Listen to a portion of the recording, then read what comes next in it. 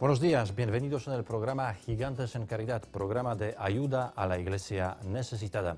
Hoy, por supuesto, tenemos también un invitado que ha venido desde Madrid, tiene 40 años y desde hace 10 años está trabajando en ayuda a la Iglesia necesitada, pero también trabaja en la universidad, es profesor, es doctor en periodismo y también responsable del Departamento de Comunicaciones en nuestra fundación, Javier Fariñas. Bienvenido en nuestro programa, Javier. ¿Cómo estás? Feliz año nuevo. Feliz año nuevo. Padre de familia también, lo principal. Ah, esto sí, ya se me ha olvidado mencionar prácticamente lo más importante. Padre de la familia de 2 hijos, ¿verdad? Tienes 2 hijos, ¿de qué edad ya? 12 y 7. 12 y 7 años. Dos cabezones, como digo yo, Álvaro y Ramón. Pues habéis pasado muy bien la noche vieja, primeros días del año nuevo. Siempre sí, tranquilos. Y además este año he tenido unos poquitos días de descanso, o sea que aprovechando también estas fechas para estar un poquito más en casa, sí. Me alegro. Javier, tú conoces ya prácticamente la Cuba de Fidel Castro, conoces Bolivia de Evo Morales y también conoces Venezuela de Hugo Chávez. Madre mía, qué recorrido. Currículum vitae. Sí. Bueno, la Bolivia de Evo Morales, no. Yo estuve justo en el momento previo en el que a Evo Morales, paradójicamente, allí nos decían, él se cree el Lech Walesa de Bolivia. Entonces, bueno, fue en los momentos previos, pero bueno, siguiendo de cerca la actualidad de ese país, sí. ¿Estos países, estos 3 países, tienen algo que ver, tienen algunas cosas, digamos, similares? Bueno, Bolivia quizá menos. O sea, si tuviéramos que establecer paralelismos o vínculos de unión entre los 3 países, yo creo que habría, o podemos establecer un nexo de ida y vuelta muy claro entre Cuba y Venezuela, con 2 sistemas políticos muy parecidos en lo fundamental, con nexos de amistad y de vínculo entre los gobiernos de ambos países, mucho más que con Bolivia, con un país con el que también existe una cierta empatía, una misma forma de ver, digamos, el continente, pero sobre todo el vínculo es entre Venezuela y Cuba. En Cuba, la última vez que pude estar allí, nos dijeron aquí se siguen mucho más las elecciones y la realidad política de Venezuela que la de la propia Cuba.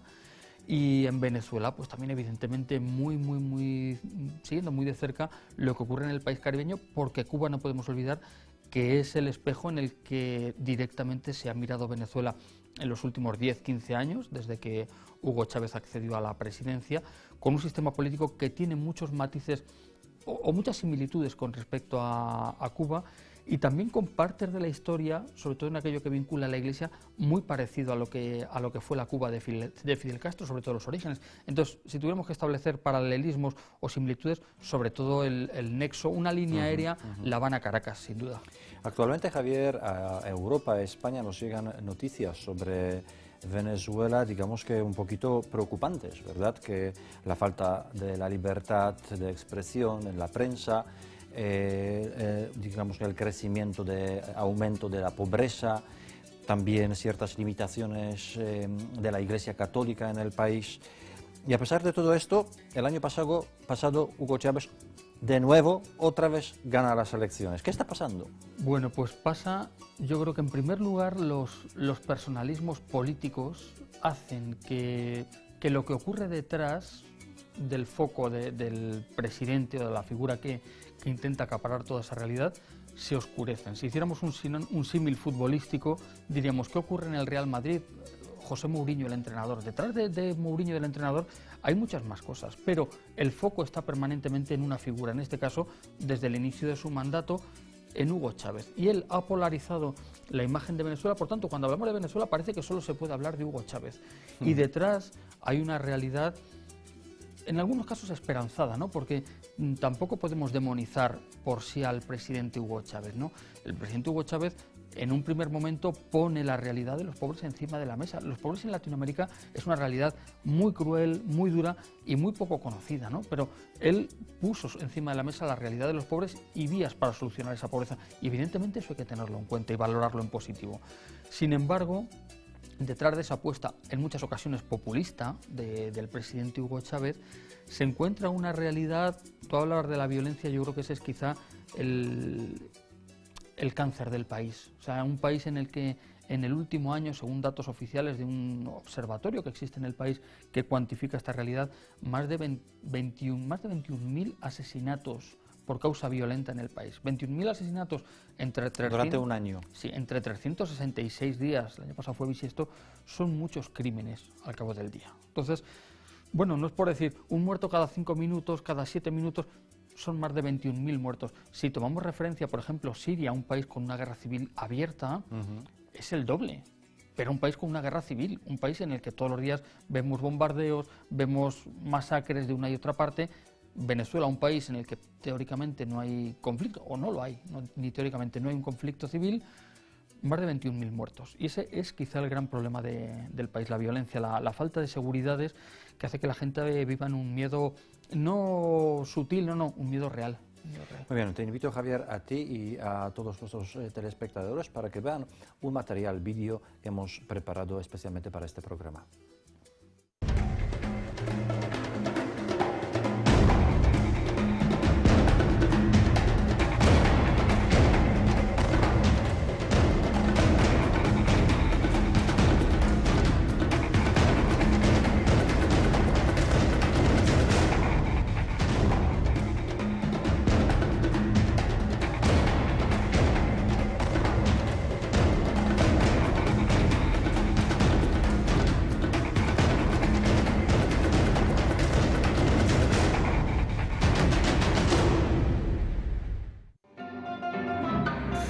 Venezuela es un país rico, pero su pueblo es pobre. La inestabilidad que produce depender del oro negro, el debilitamiento de los otros mercados internos y las marcadas desigualdades en la repartición de la riqueza han hecho que Venezuela siga situándose hoy en día entre los países más problemáticos del mundo. Especialmente el vertiginoso crecimiento de la inflación es un grave problema. Desde 1999, el presidente Hugo Chávez comenzó una política social para luchar contra la pobreza en el país. Sin embargo, el balance de esta política arroja luces y muchas sombras. El logro más significativo del actual gobierno es la disminución de la pobreza extrema. Con sus más de 20 proyectos de ayuda social llamados misiones, el número de habitantes que recibe alguna ayuda del gobierno estatal es inmenso. El gran problema es la dependencia que crea este sistema paternalista gubernamental que no presta atención a la sustentabilidad del proyecto a largo plazo. La pobreza ha disminuido, pero no se ha solucionado estructuralmente.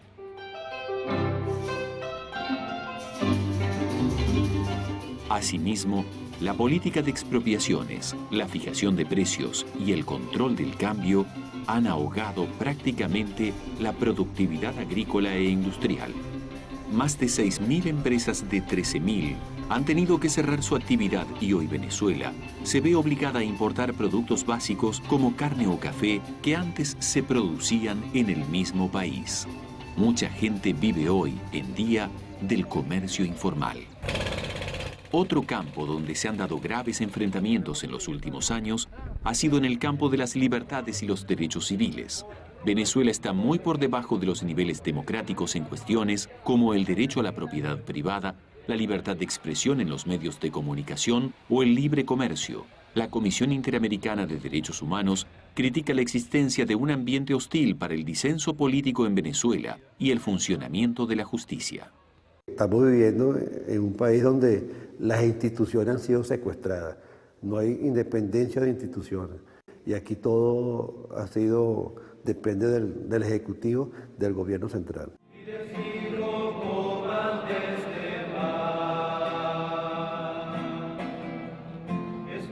También la Iglesia Católica, que según las encuestas, a pesar de la bajísima práctica de la fe, cuenta con gran credibilidad y respeto entre la población, se ha visto involucrada en el debate sociopolítico de revolución permanente que proclama el gobierno. Hemos tenido desencuentros muy fuertes entre el presidente de la República y la Conferencia Episcopal Venezolana y hemos tenido durante ya estos 13 años ataques de tipo muy típico, muy propio del presidente de la República, de descalificación, ¿verdad? Cuando algún obispo ha emitido con todo derecho una crítica porque ve que las cosas no, en ningún campo de lo político, lo económico y lo social beneficia al país y ha hecho relación a eso, y sobre todo porque ha estado contra la Constitución. La mayoría de las cosas que la Iglesia ha reivindicado siempre tiene que ver que no se está cumpliendo la Constitución. El presidente Chávez no ha escatimado en sus ataques directos contra la jerarquía de la Iglesia. Les hago la cruz así, a nombre de nosotros, los verdaderos cristianos. Ustedes no lo son, ¿qué va? Se podrán vestir de cardenal, de obispos y todo, pero ustedes son el propio demonio. Defensores, bueno, de los más podridos intereses. Fíjate, no, esto es un banquete. Vaya, porque yo no creo que estos señores obispos sean tan ignorantes. No. Ellos saben lo que están haciendo. O sea, ellos saben que están mintiendo descaradamente y eso los hace unos vagabundos. Son unos verdaderos vagabundos, del cardenal para abajo. Relativizar un poco las cosas, yo voy a lo fundamental, que lo fundamental es mi labor como pastor de la Iglesia, lo cual también implica que yo tenga una palabra que decir sobre los derechos del pueblo venezolano.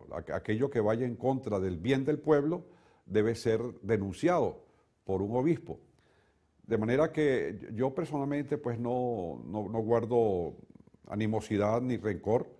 Además de las afrentas directas por parte del presidente, la Iglesia se ha visto afectada por la falta de apoyo económico para el mantenimiento de muchas de sus iniciativas y proyectos, por la expropiación de terrenos, capillas y otros edificios, así como innumerables trabas, recortes y dificultades a la hora de realizar su labor, como por ejemplo en la adquisición de visados para misioneros o sacerdotes extranjeros o en las ayudas a la educación. Pues Javier, un material, yo digo, impactante, fabuloso, sí. Muy bien hecho. Tenemos poco tiempo. A mí me gustaría preguntarte, ¿cuál es la postura de la Iglesia ante esta situación social, política en Venezuela? Más que postura de la Iglesia dominica, hablaría del gran reto de la Iglesia, es promover la reconciliación. Yo creo que Venezuela es un país que necesita ser reconciliado, un país que por la política se ha visto dividido en dos, y la Iglesia tiene un plan pastoral duro, difícil, pero muy claro: reconciliar el país. Es una opinión personal, pero creo que el país tiene que ser reconciliado y la Iglesia tiene que jugar un papel fundamental.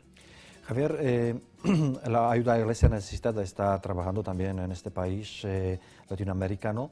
El año pasado lanzamos una gran campaña para ayudar a los católicos en Venezuela con este lema: el Evangelio no se rinde. ¿Por qué este lema? Bueno, ¿Qué te dice a ti esta frase? Me dice muchas cosas, ¿no? El Evangelio no se rinde a la pobreza, el Evangelio no se rinde a la división política, el Evangelio no se rinde a las madres solteras, el Evangelio no se rinde a los asesinatos. El Evangelio no se puede rendir en Venezuela porque tiene una importante labor que hacer, y nosotros como institución que promueve la evangelización y la extensión de Jesucristo por los pueblos, pues yo creo que tiene una labor fundamental, porque Venezuela, bajo el paraguas de país rico por el petróleo, que lo tiene y mucho, es un país con profundas áreas de pobreza, de marginación, que dificultan incluso la labor de la Iglesia. Por eso nosotros tenemos que hacer posible que ese Evangelio no se rinda en un país hermoso como es Venezuela. Javier, muchas gracias por tu visita en nuestro plató y esperamos verte muy pronto. Cuando queráis. Para que nos cuentes de otro país donde has estado. Muchas gracias, y muchas gracias a vosotros, a todos los telespectadores, por estar con nosotros estos 15 minutos. Ya nos vemos la semana que viene.